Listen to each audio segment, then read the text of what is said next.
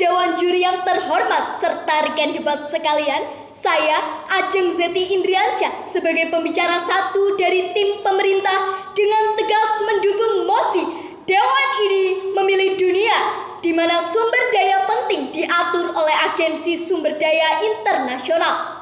Hal ini dikarenakan pada era saat ini sumber daya penting tidak hanya berdampak bagi satu negara saja, melainkan bagi seluruh negara di dunia.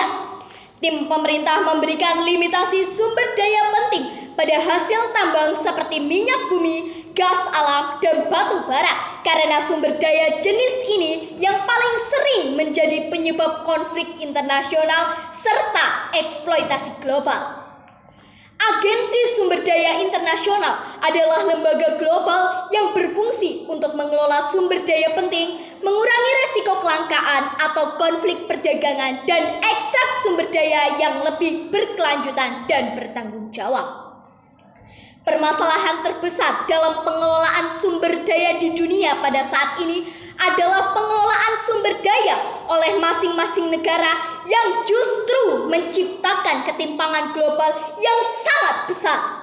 Negara yang memiliki kekuatan ekonomi dan politik dapat menguasai sumber daya penting di dunia, sementara negara berkembang yang kaya akan sumber daya justru tetap bergantung dan tidak mendapat manfaat yang setara. Sumber daya yang seharusnya menjadi kebutuhan semua negara berubah menjadi alat monopoli bagi negara tertentu. Dalam banyak kasus, penguasaan sumber daya bahkan memicu konflik internasional karena setiap negara berusaha mempertahankan kepentingannya masing-masing. Hal ini dikarenakan ketika pengelolaan sepenuhnya diserahkan oleh masing-masing negara tanpa adanya pengawasan global yang netral.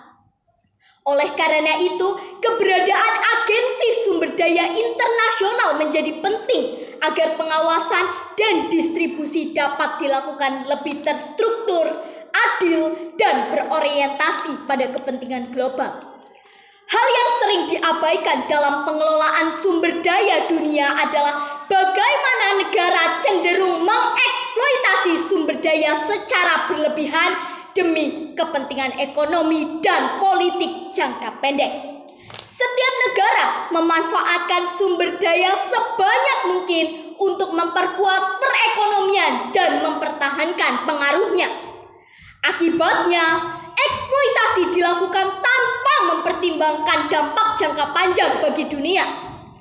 Jika pengelolaan mandiri oleh masing-masing negara memang efektif, maka ketimpangan dan konflik sumber daya tidak akan terus berlangsung hingga hari ini.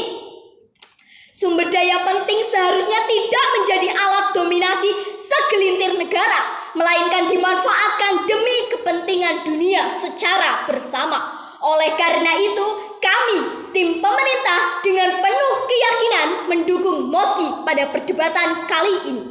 Terima kasih.